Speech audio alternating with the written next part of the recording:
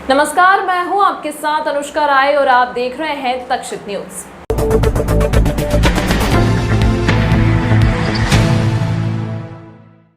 विश्व प्रसिद्ध बाबा महाकाल मंदिर में पिछले कई दिनों से आम श्रद्धालुओं को गर्भगृह में प्रवेश नहीं दिया जा रहा है, जिस देश विदेश से आने वाले श्रद्धालु बैरिकेड से दर्शन लाभ लेकर लौट रहे हैं। इस पूरे मामले को लेकर महाकाल मंदिर प्रबंध समिति ने बैठक भी आयोजित की थी, लेकिन बैठक में गर्भगृह में दर्शन पर सहमति नहीं बनी, जिसके बाद श्रद्धालुओं ने भगवान महाकाल को ज्ञापन सौंपा और हस्ताक्षर अभियान चलाया। बाबा महाकाल के गर्भगृह से दर्शन पिछले 4 महीने से बंद है। श्रद्धालुओं को गर्भगृह से सहज दर्शन आखिर कब होंगे, हर श्रद्धालु यही जानना चाहता है। इसलिए नगरवासियों ने हस्ताक्षर अभियान चलाया, जिसमें बहुमत से श्रद्धालुओं ने हस्ताक्षर कराए और अंत में बाबा महाकाल को ज्ञापन सौंपा।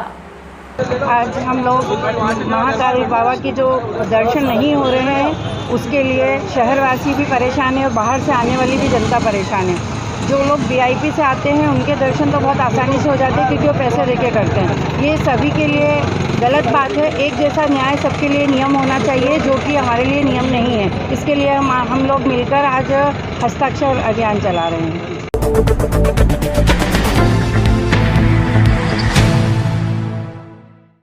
उज्जैन जिले की 7 विधानसभा सीटों उज्जैन उत्तर, उज्जैन दक्षिण, तराना, घटिया, बड़नगर, महिदपुर, नागदा के लिए 17 नवंबर को वोट डाले जाएंगे। वहीं 3 दिसंबर को वोटों की गिनती होकर परिणाम आएंगे। प्रशासन ने चुनाव कराने को लेकर अपनी तैयारियां पूरी कर ली हैं। सोमवार को चुनाव की तारीखों की घोषणा होने के बाद प्रदेश में आचार संहिता लागू हो गई है। जिला निर्वाचन अधिकारी व कलेक्टर कुमार पुरुषोत्तम ने आदर्श आचार संहिता के नियम कायदे बताते हुए प्रशासनिक भवन में प्रेस वार्ता आयोजित की। कलेक्टर ने बताया कि मतदान के पहले नवरात्रि, दशहरा व दीपावली पर्व के आयोजन होंगे, जिसमें आयोजनकर्ताओं को ध्यान रखना होगा कि उनके आयोजन का राजनीतिक उपयोग न हो। किसी भी प्रकार के आयोजन के लिए अनुमति लेना अनिवार्य है। अनुमति लेने के दौरान ही आयोजनकर्ता को आचार संहिता के नियम कायदे बता दिए जाएंगे। चुनाव आयोग के निर्देश है कि सबसे पहले क्या कार्रवाइयाँ करनी है। तो अभी आपने देखा होगा शहर में जितने सार्वजनिक स्थान हैं, वहाँ पे अगर किसी भी राजनीतिक पार्टी के पोस्टर या बैनर या कोई भी संपत्ति विरूपण है तो उसको हटाने की कार्रवाई की जा रही है। अगले 48 घंटों में इस तरह के सार्वजनिक स्थानों पे सारे विरूपण हटा दिए जाएंगे। 72 घंटों के अंदर इवन निजी संपत्तियों पे जो विरूपण है उस पर भी कार्रवाई की जाएगी। जो हमारे FST SST की कार्रवाई है, फ्लाइंग स्क्वाड है, सारे काम शुरू हो जाएंगे। और हमारा पूरा इलेक्शन का जो अमला है, काम तो पहले से ही कर रहा है, लेकिन अब उसकी प्राथमिकता सिर्फ चुनाव तक ही है और इसमें जी जान से सारा अमला लगेगा। पूरा आदर्श आचरण संहिता का मतलब लोगों के दिन प्रतिदिन के क्रियाकलापों में विघ्न डालना नहीं होता है। वो ये इंश्योर करना होता है कि चुनाव में सभी जो प्रत्याशी खड़े हैं उनको लेवल प्लेइंग फील्ड मिले, किसी का फेवर ना हो।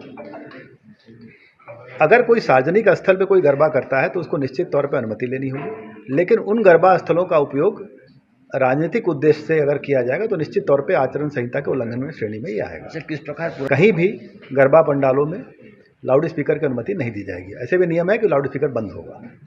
आपको तिथियां मैंने बताई है, निर्वाचन, उसमें निर्वाचन के सेंट्रल ऑब्जर्वर भी आते हैं। सारा जो सामग्री का वितरण है वो हम यहीं से करेंगे और वापस भी यहीं से, सेंट्रलाइज सिस्टम है।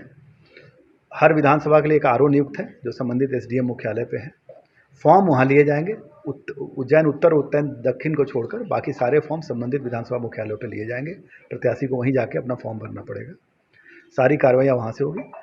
मतदान दलों की रवानगी उज्जैन से होगी और मतदान सामग्री का वितरण उज्जैन से होगा और वापस सारी सामग्रियाँ और EVM उज्जैन में जमा होंगी। Thank you.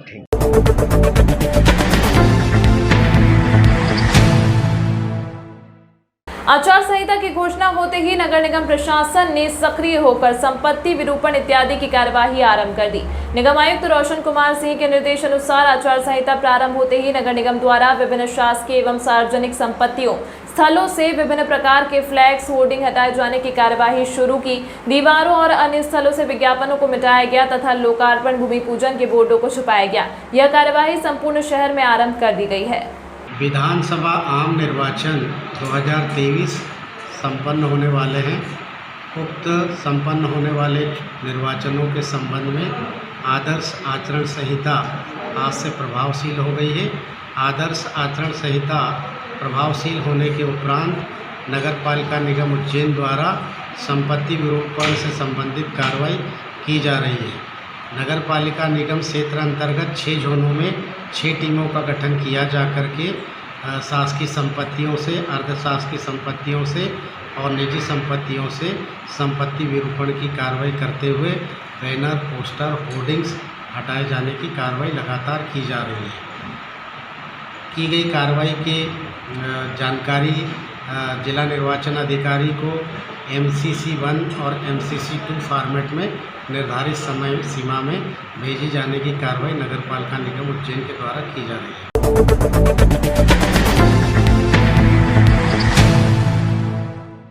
सीएमएचओ कार्यालय में अब कर्मचारियों और अधिकारियों की लेट लतीफी नहीं चलेगी। सीएमएचओ डॉक्टर पीपल ने बायोमेट्रिक मशीन से उपस्थिति लगवाना शुरू कर दिया है। सीएमएचओ कार्यालय में अभी तक कई कर्मचारी और अधिकारी समय पर उपस्थित नहीं होते थे और फील्ड में जाने का बहाना बनाकर बच जाते थे और बाद में आकर उपस्थिति रजिस्टर में साइन कर देते थे। सीएमएचओ डॉक्टर पीपल ने नए भवन में सीएमएचओ कार्यालय शिफ्ट होने के साथ ही बायोमेट्रिक मशीन से उपस्थिति लगवाना शुरू करवा दिया है। सीएमएचओ डॉक्टर पीपल ने बताया कि कर्मचारियों और अधिकारियों की अंगूठा या चेहरा देखकर मशीन उनके ऑफिस आने और जाने का समय दर्ज करेगी और इसके साथ ही सैलरी के लिए भी डेटा अब इस मशीन से लिया जाएगा। इसके चलते अब कर्मचारियों और अधिकारियों का समय पर उपस्थित होना जरूरी हो गया है। मैंने स्टाफ की उपस्थिति को समय पर सुनिश्चित कराने के लिए बायोमेट्रिक डिवाइस अपने ऑफिस में इंस्टॉल करा दी है और इसमें रजिस्ट्रेशन सब करा के उसी से ही हाजिरी पत्रक तैयार होगा, क्योंकि जिस ऑफिस से जिला पूरा चलाना है तो वहाँ कर्मचारियों की सबसे उपस्थिति होना अनिवार्य है। ठीक।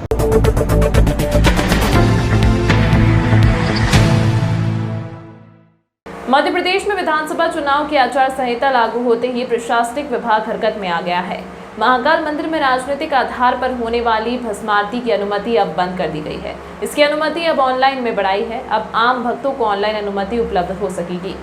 मंदिर समिति के प्रशासक संदीप सोनी ने बताया कि नेताओं को 350 भक्तों के लिए भस्म आरती अनुमति सुविधा दी जाती है।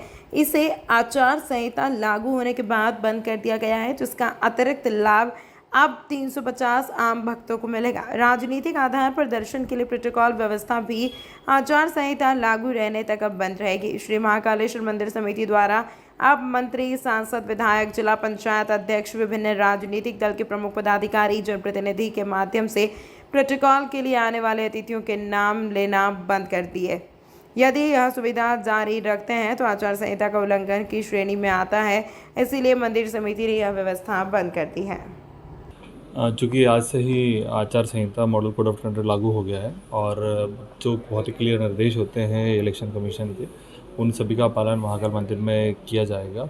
जैसे आज से ही जो कोटा सिस्टम होता है, जिसमें पॉलिटिकल कोटा है, उस पॉलिटिकल कोटा को तत्काल प्रभाव से ख़त्म कर दिया और जितना कोटा था उसको पूरी तरीके से ऑनलाइन भस्म आरती में कन्वर्ट कर दिया। मतलब आम व्यक्ति की तरह आप जो हमारी पहले ऑनलाइन संख्या 400 हुआ करती थी, वो 330 और बढ़ गई है। तो पूरा पॉलिटिकल कोटा उसमें ट्रांसफ़र हो गया, नंबर 1। नंबर 2, जो दूसरी व्यवस्था थी जिसमें कि दिन में यदि आप दर्शन करने आते हैं तो आपने देखा होगा 2 प्रकार के ग्रुप चलते हैं। एक पॉलिटिकल ग्रुप चलता है और एक एडमिनिस्ट्रेटिव ग्रुप चलता है, जिसमें कि उसमें भी कोटा है दिन भर का 4-5 हज़ार का, उसको पॉलिटिकल कोटे को पूरी तरह ख़त्म कर दिया गया है और जो ग्रुप था उसको भी डीएक्टिवेट कर दिया गया है। साथ ही यदि कोई जनप्रतिनिधि दर्शन करने के लिए आते हैं और यदि वो शीघ्र दर्शन से आते हैं तो ये पहले से नियम बना हुआ है, यदि वो उस लिस्ट में नहीं है तो उनसे जो शीघ्र दर्शन का जो शुल्क है वो लिया जाएगा। ये नॉर्मल तरीके से आते हैं तो उसमें किसी प्रकार का शुल्क नहीं लिया जाएगा। गर्भगृह के जो प्रबंध समिति के निर्देश हैं वो प्रतिबंधित है और यदि विशेष परिस्थिति में किसी को परमिशन दी जाती है तो उसके लिए प्रबंध समिति ने आदरणीय अध्यक्ष महोदय को अधिकृत किया हुआ है। तमाम महत्वपूर्ण खबरों के लिए देखते रहिए तक्षशित न्यूज़।